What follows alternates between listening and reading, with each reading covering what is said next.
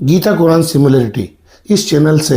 हमेशा आप लोगों को बताया गया है कि कुरान और गीता में क्या क्या बुनियादी बातें हैं जो सिमिलर हैं।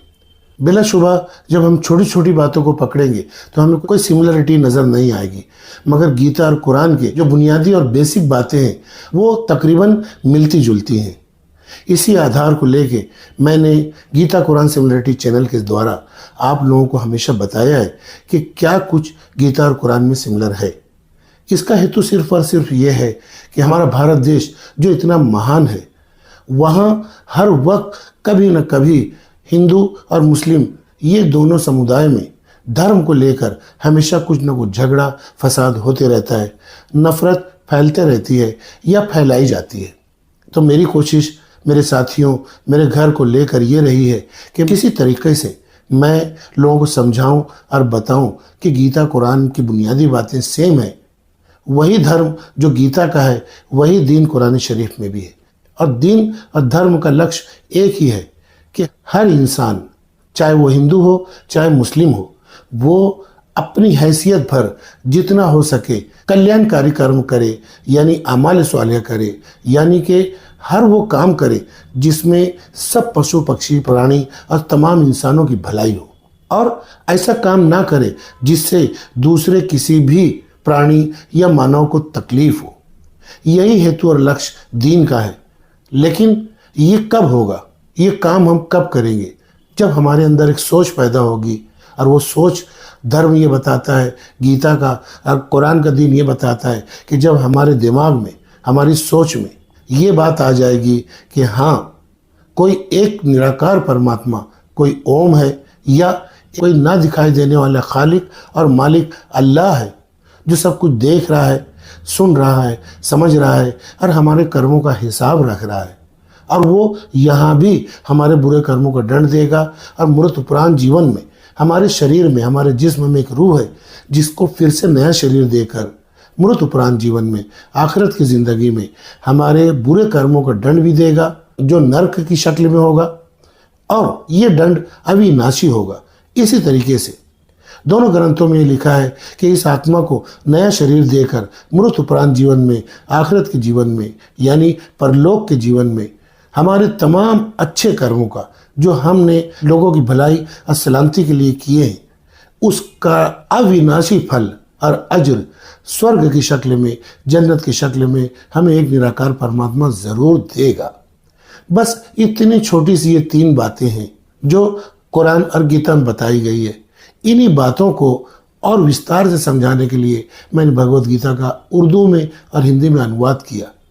तो भाई और बहनों, 27 यानी 27 अक्टूबर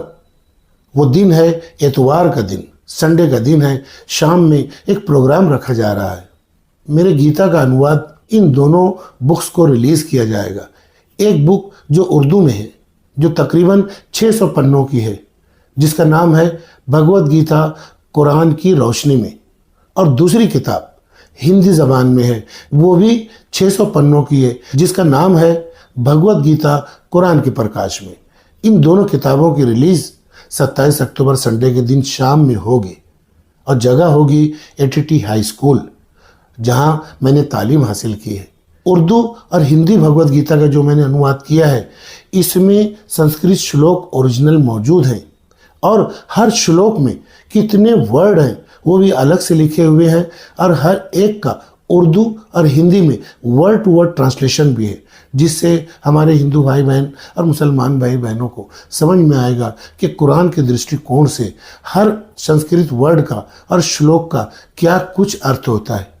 और इस 27 अक्टूबर संडे के दिन जो प्रोग्राम हो रहा है, उसमें सबसे बड़ी बात यह है कि जो उर्दू भगवत गीता, जिसका नाम है भगवत गीता कुरान की रोशनी में, इसकी ऑडियो और वीडियो बुक भी यूट्यूब पर रिलीज़ की जाएगी। संडे के दिन रात में 10 बजे अपलोड किया जाएगा।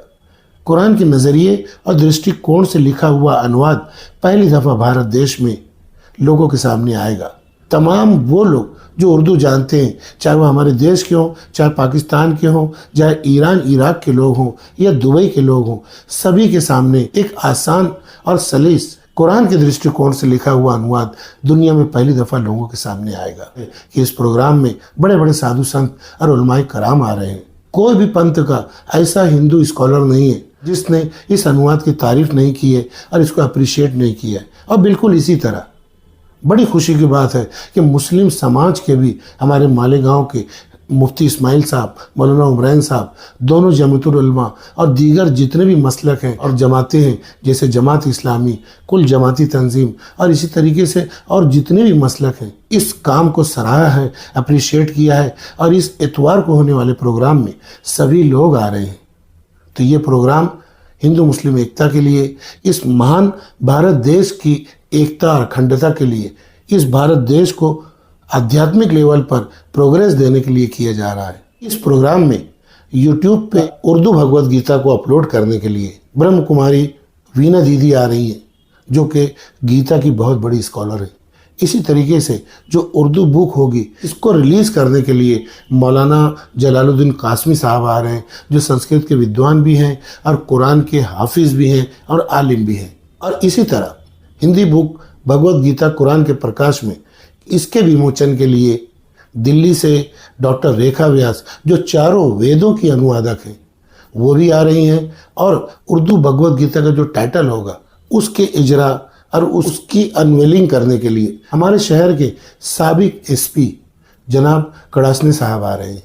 और इसी तरीके से हिंदी बुक के कवर पेज को रिलीज़ करने के लिए हमारे ही मालेगांव शहर के संस्कृत के प्रोफेसर जनाब हेमंत दत्तात्रेय खैरनार साहब आ रहे हैं। इस प्रोग्राम में निरंकारी समाज के गुलाब पंजवानी साहब और जनार्दन पाटिल साहब, जो कि जोनल इंचार्ज हैं नासिक के, वो भी तशरीफ़ ला रहे हैं। तो मेरी हिंदू और मुस्लिम भाई बहनों से गुजारिश है कि जिस तरह हमने कोरोना के वक्त में जब सारी दुनिया घबराई हुई थी, हमने एक दूसरे का साथ दिया, एक दूसरे की सेवा की और कोरोना महामारी से बिल्कुल डरे नहीं। इतनी कुछ मिसाइल कायम की कोरोना में कि मालेगांव पैटर्न पूरी दुनिया में मशहूर हो गया। पूरी दुनिया के लोगों ने कहा कि कोरोना से मुकाबला करने के लिए हमें मालेगांव के पैटर्न को जानना चाहिए और इसे समझना चाहिए और इस पर चलना चाहिए। अब मैं ऐसा चाहता हूं कि आप लोग इस प्रोग्राम में आएं और हिंदू मुस्लिम एकता का इस देश में वो मॉडल पेश करें कि तमाम भारत देश में लोग कहें कि हम हिंदू मुस्लिम एकता पैटर्न पर चलना चाहिए। हमारा मालेगांव यहाँ की मजदूर आवाम है और कहा जाता है कि ये कुछ भी नहीं करते, मगर साहब मैं ये कहूँगा कि वाकई में मालेगांव कुछ नहीं करता, मगर जब करता है तो कमाल करता है। तो सभी लोग इस प्रोग्राम में तशरीफ़ लाएं और इस काम को आगे बढ़ाएं, क्योंकि मैंने सिर्फ छोटी सी बुनियाद रखी है। अब आप लोगों का ही काम है, तमाम हिंदू भाई बहन और उनके साथ जो गीता के ज्ञानी हैं, स्कॉलर्स हैं, और इस तरफ मुस्लिम अवाम और उलमाए कराम इस काम को और अच्छे तरीके से और बड़े तरीके से इस काम को आगे बढ़ाएं, ताकि हमारा भारत देश, जिसको अल्लामा इकबाल साहब ने पहले ही कह दिया था कि सारे जहां से अच्छा हिंदुस्तान हमारा, भगवान ने, अल्लाह ने हमें ये मौका दिया है कि हम अल्लामा इकबाल साहब की इस बात को आज सच्चा साबित कर दिखाएं। और हम ही नहीं बल्कि सारी दुनिया बोल उठे कि सारे जहां से अच्छा हिंदुस्तान हमारा। शुक्रिया।